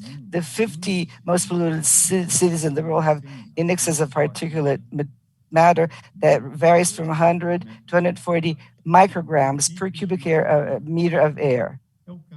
So this is the case of New Delhi, Beijing, another of these 50 cities, 25 of the most polluted cities are in India, 22 are in China, 2 in Bangladesh, and 1 in Pakistan. Among 100 and 140 grams of microparticles. What is the position of São Paulo, a city of more than 20 million inhabitants and more than 8.5 million vehicles? São Paulo ranks 187 as the most polluted city in the world, with an index of only 16 microns per cubic meter of air. And this is why in our cities, we do not have the same level of pollution. And this is so important in this environment of the pandemics caused by a virus, which is a lung disease, which is worsened by atmosphere conditions. So when we talk about sustainable energy, when we talk about health, when we talk about the environment, what Brazil is doing in this respect, it is integrating energy agriculture and food agriculture, leveraging and generating aggregated value, transforming and multiplying the value of corn, thanks to this conversation and this virtuous industrialization. And Brazil is doing the same thing with sugarcane, with industrial waste. And so this is Brazil is an example for the world. It's an example of the production of sustainable protein using all these resources that I just mentioned. So there's a lot going on here. There's still a lot to do in terms of integration and exchanging experiences in this respect, not only with the European Union, and this is taking place at the moment with India, China, Pakistan, Thailand, Indonesia, and other countries. Thank you, Plínio. Professor Plínio, thank you very much. Now, let's listen to our European representative, Dr. Stausberg. Please, you have the microphone. Dr. Stausberg. Nós não estamos ouvindo, está sem som. We can't hear you. I think you're on mute. Can you hear me now? Yes. Again, I'm very impressed. And again, a bit unhappy, and more than unhappy, because of the lack of communication about what you do as in terms of the international arena. Well, Plínio, I understood, and I don't understand. I have no knowledge about techniques and technology. We should send him from one city to another in Europe. This is incredible. But if this is incredible and we do not know it, this cannot improve the position of Brazil worldwide. So I'd like to repeat what I said previously. What you need urgently is to bring all these success histories and cut them in pieces and make people understand and communicate this worldwide. I have the feeling that Brazil is in a productive revolution, and here in Europe, we do not see this, we do not understand it. Everyone is talking about Amazon and that you are destructing Amazon. This is the sole and the only topic that we're talking in Brazil. I'm not the Virgin of Guadeloupe that could change everything, but I'd like to be. Before, I would have the need that you a campaign of a very serious campaign of information, not about advertising, but very short, well done and positive information, and it should be convincing. I am really unhappy in the sense that I see what you do and I see what we do not understand and what we do not see what you do. Es lo que veo. It's what I see. If you allow me, Dr. Stausberg, I'd like to add that everything that is occurring and that is being certified in a voluntary way within the rules of Renovable, this plan to which about what we're talking about, more than 90% of the production of biofuel is already certified according to the rules of Coronaville, and this meets the eligibility criteria that is very strict. The raw material for production of biofuels cannot come from areas that were deforested. So all the production of biofuel is being certified by satellites, by inspection companies such as SGS, as well as other companies, and the raw material does not come from deforested areas. So it's genuinely a production of bioenergy that is sustainable, which can be monitored in a very effective way. I drive a car, this ethanol hybrid that has 29 grams compared to 124 average in Europe. So people really must know that. So there is a lack of information and communication. Just a question to all of you, perhaps. The ecological aspect is today a political issue. This is used against Brazil. However, it is possible that some policies or sectors in Brazil support this current that is against the government for political reasons. Sometimes I have this feeling. How do you see that? How do you envisage this? Yeah, it's true. This is my opinion as well. I think that there is a not necessary and very dangerous politicization. A great part of this discussion and debate occurs because of reasons that are not related to agribusiness, the professional agribusiness as it exists in Brazil. Perhaps this is a big victim of this process. I see that Professor Marcos Janko wants to say something. Is it possible? Please, you have the floor. You can open your microphone. Okay, I hope that you can hear me. Yes, we can hear you perfectly.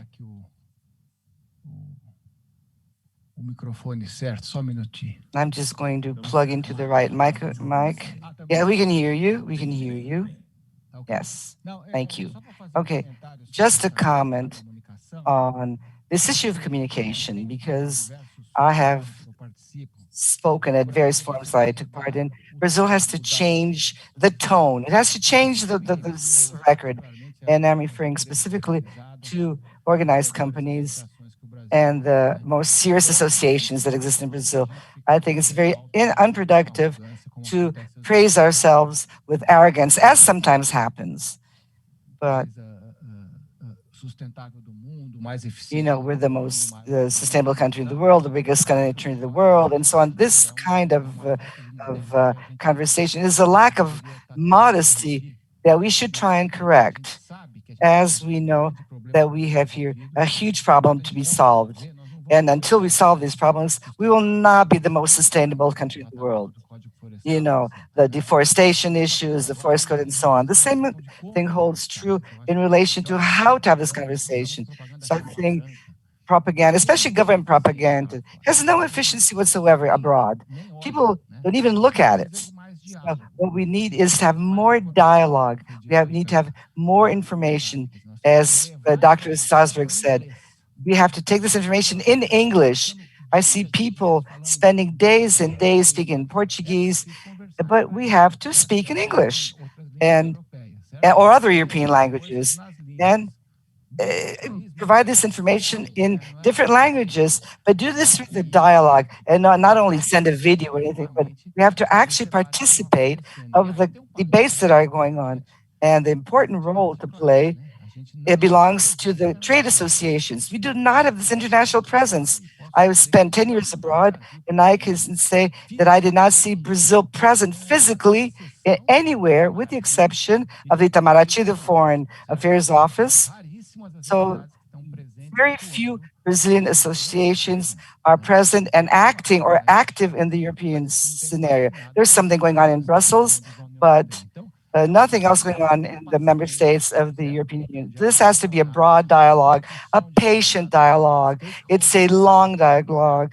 We have to have a mapping of the stakeholders, see who our allies are, and we have to have a physical presence abroad. I think this agenda that was mentioned by Plínio, and which we all support, this should be the #1 agenda of our dialogue with countries abroad, because energy is the #1 problem of climate change. So I think we really have to embrace this agenda and take it out in a more organized manner. This is what I wanted to say. Thank you. Marcos, there's a question that came up aligned with your comments. What would be your point of view of the famous, but unfortunately not put in place, of the Mercosur agreement with the European community, which is still in the talking phase? It was negotiated 20 years ago, and the conclusion was that nothing happened, and it's still pending in the European Parliament. But of course, if we were able to sign this agreement, it would be half, half of the battle would be won. What is your point of view of this? This was a question that came from one of our viewers. Yes, it's a pity, it's a shame, because when I was in Asia, I accompanied this agreement between 10 Asian countries, and signed this agreement with various other countries, and Mercosur and the European Union, which is a very innovative agreement. 10 years ago, or 20 years ago, it was signed under the same terms as that of 20 years. But the public opinion changed tremendously in relation to Brazil, especially in these last 3 years. So I think at this point, at the state things are in, this agreement will not be signed. There will be a lot of resistance on the part of Europeans. So I do not see this possibility positively today. But if we made an effort of changing the approach to Europe, to deal with European countries, to bring up the positive agendas, because we have to keep in mind that we have a very negative agenda, which is reforestation. But we have a lot of other positive agendas in relation to climate and so on, that could take to a very productive dialogue with the Europeans, because they are totally committed to do something about climate change and so on. So if we were to change our approach, I think it would be possible to revert this process, which affects this agreement between Europe and Mercosur. Thank you, Marcos and Plínio. André, thank you for your participation, which is so proactive. But I would like to say we are leading this process. I'm very proud of all of you, and thank you for accepting this invitation. We want to lead this process, which is something that LIDE has been doing in Brazil, and this has allowed us to do so. And we are very, very, very pleased, because in a very short period of time, we have produced a lot. So we are all invited to move forward and embrace all these agendas. I would like to thank all of you. And just very quickly, I would like to listen to Dr. Stausberg for final opinions, and then Plínio, Rafael, Guilherme, and Mark, and then André will conclude. So this is my final words. I would like to thank all of you. And this is but the first of many such meetings that we hope to hold in the near future. Thank you very much. Dr. Stausberg, you have the floor. Thank you. I believe that it is very important to repeat again and again such events, but to explain things. Some of the things that were said are complicated, are very positive, but very complicated. So this has to be explained in an easier way so as people to understand what it is about. A question I have for you, what do you think about the Brazilian youth? Do they understand this positive aspect, or do you think they are skeptical? Well, Dr. Stausberg, I can tell you my opinion. My opinion, Plínio Nastari is my name. The Brazilian productive area is very effective from the door inside, but I agree with Dr. Jank, but we had a very low communication to explain what we do from the door from outside. So we need to clarify, to explain without being very political, involving the academia, people who make decisions at different levels, so as to understand the Brazilian reality. The truth. We have to tell the truth in a very simple way, as you correctly said, in a very understanding way, so approachable that could be understood by everyone. And people should know that this effort has to be done. And I agree that this task that we have for the future, this is what will make people give value to the products, and leaving aside people that do not understand things and that get into the way of the understanding of people. So the leadership role, leaders as you and as LIDE, Dr. Furlan, Dr. Carioba, as well as other members of the panel, André, Orlando, Evandro, are essential and crucial so as to send this message, and we cannot be only effective from the door inside, but people should understand that this is something that has to be developed in a correct way, without any abuse, without excesses, without failure of understanding. So I think that you correctly identify the issue and the problem. I'd like to add, Dr. Plínio, as Dr. Hildegard said, it's an ant work. It's not enough of the initiative that we started today and that will resume in the future, but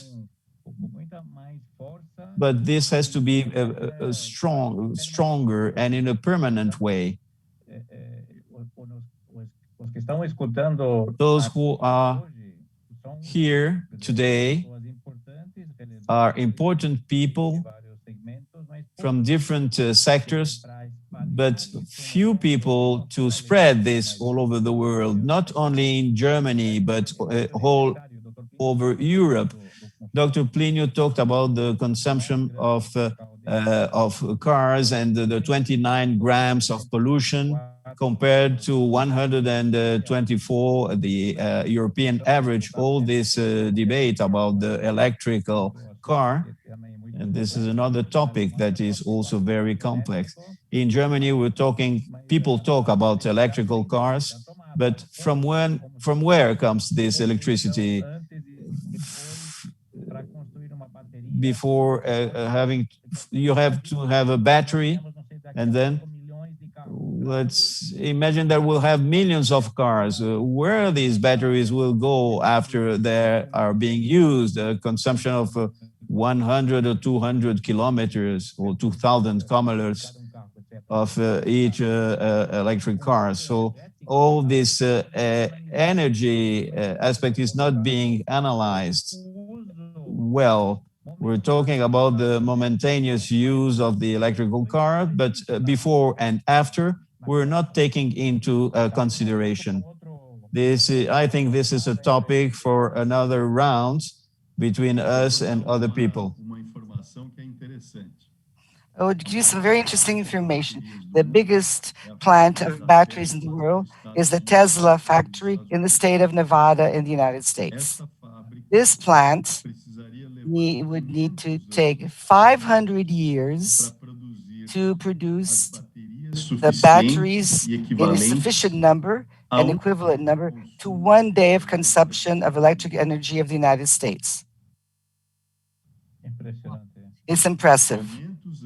500 years of production of this year to be equivalent to 1 day of the consumption of electricity in the United States. Why is this? Because the energy density of the batteries is very small and will continue being so. Today, this density corresponds to 180 watts per kilo. The objective of the industry is 300 per kilo. You know what is the energy density of ethanol? 10,200 watts hour per kilo. And this is why you need so many batteries to substitute the energy of a fuel tank, of a fossil fuel tank. And this is why battery-run cars are so expensive. They will still exist, of course. The battery will exist, of course, for a very specific application. But today, the problem is that electrification is not with batteries. You can use electrification with liquid fuel as well. If this means a lower carbon footprint, great. But with ethanol, biodiesel is part of this category. Andrea, I think Rafael and Guilherme, could you give us the final comments? Okay, let's go. Thank you. Okay. Guilherme. Thank you. Thank you.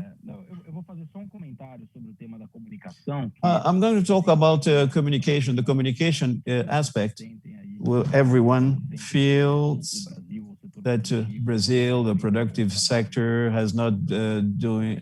did not do a good work, externally speaking.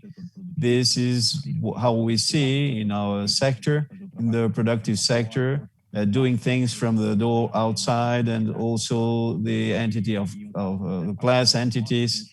And in our specific case, we're seeing this as a company, a lack of preparation, lack of protection, a collective of the sector in order to help this agenda. Recently, we have been explaining our history to tell the truth, what is the corn ethanol, and all the implication, the use of lands for the Californian biofuel production, in order to have a good dialogue with the Californian program through the Foreign Affairs Ministry. And the question for Marcos and Plínio to answer, I'd like to have their opinion. The food versus fuel, which was a significant debate in 2008, and the recent regulation today of biofuel as a threat to the food industry, and also to have the perspective of the crop, of the great productivity that Brazil has in different formats, and in terms of cattle raise, farming, and trying to find paths to influence the technical debates in order to avoid the risk of not representing the diversity in the biofuel production. This is a huge, to find the communication channels to have a good dialogue in terms of this stuff. So in terms of the food versus feed, RenovaBio, another question. As Plínio said, very well audited, monitored. Do this at JES. Agrotools will present this tomorrow. We use their tools. We monitor more than 130 territories with the biomass and sell biojet. We guarantee that it's free from deforestation and indigenous and quilombola areas and slave work. We monitor over 600, which helps our eligibility of a company. How do you perform this program? We talk with other international programs. This is my question. How we can commoditize this currency of bio in carbon all over the world. Brazil has the potential to produce much more than that they had the capacity to absorb, and something that we could export from Brazil. These are my final considerations, but I have some questions if we have time.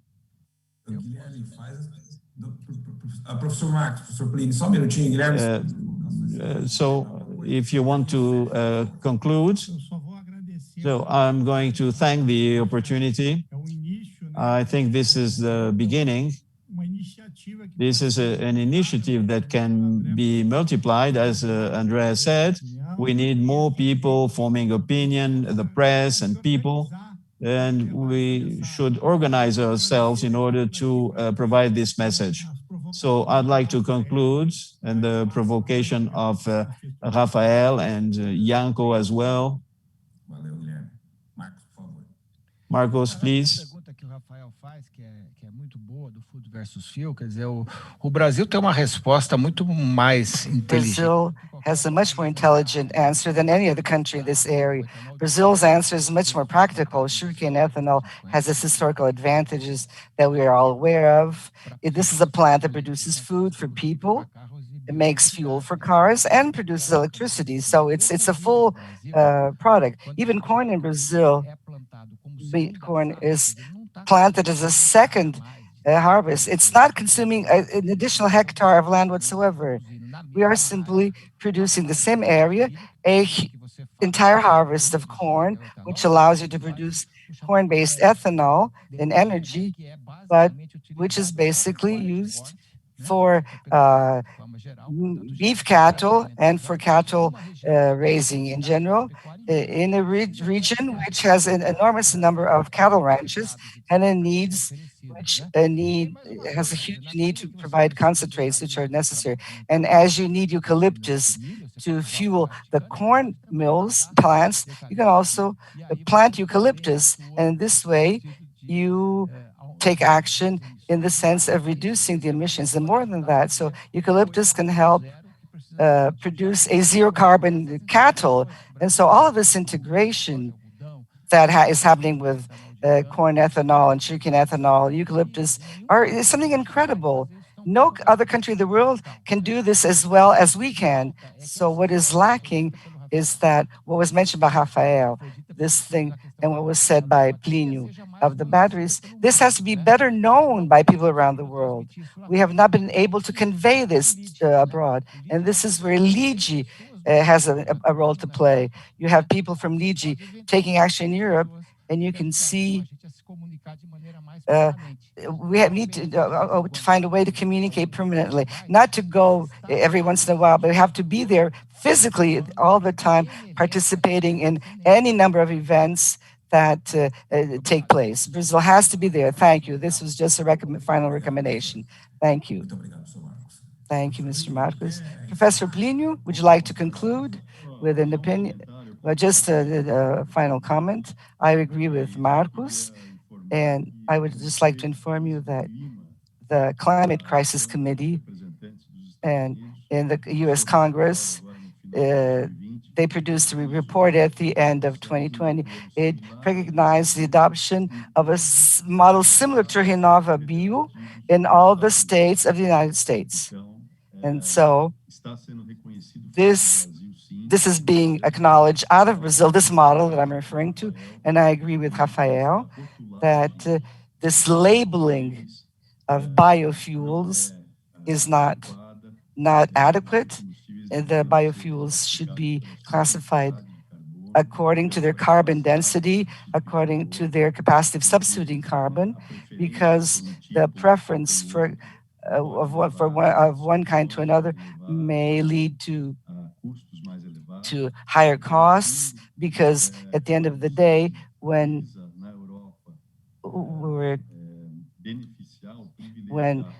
Europe seeks to benefit or privilege pulp and paper as a raw material, this cellulose is goes to a processing center and is broken through enzymes, acids, and other mechanical process, so that it is reduced to a tiny molecule of sucrose to be fermented.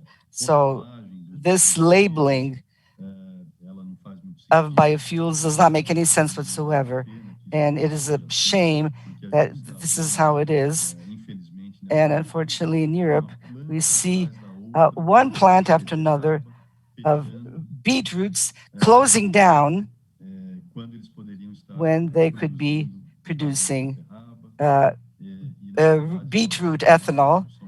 And the biggest production of ethanol in Europe comes from corn. And there's also a lot of ethanol that comes from wheat in Europe as well. And I think in this case, the productivity is very low. But corn is very well used in Europe. So I think there needs to be more clarification.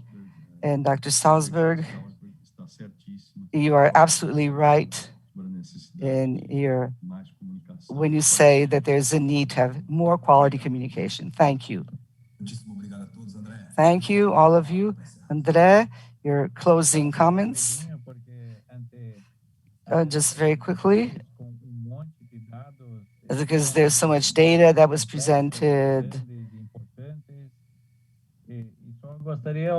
So I would like to thank for all the comments and also yes, I think we should embellish all this, especially everything that Brazil has been doing, is doing now. And we have to look at the greater possibility of continuing along these lines and veer away from the press, from this press that is so negative. And if anybody reads an article in the European press, they're only negative comments and focus only on one topic, and it talks about the politics of Brazil and the deforestation and the slashing and burning in the Amazon. And that's all that appears in the press. This is something, these news are very unique, and where the people, but businessmen, will never make investments if they continue reading this. So we have to show this very positive moment, especially the parity between the euro and the Brazilian real, or even the parity or the foreign exchange rate between the US dollar and the real. This makes it very, very favorable for investments. So Brazil is very cheap for investors, for the European or American investors. So this is a good time for Europeans and Americans to invest in Brazil. This has to be seen as a huge opportunity, as a very positive one for all these businessmen who are abroad, whether these are investors in the topics that we discussed today and the other topics that we will discuss at the next event.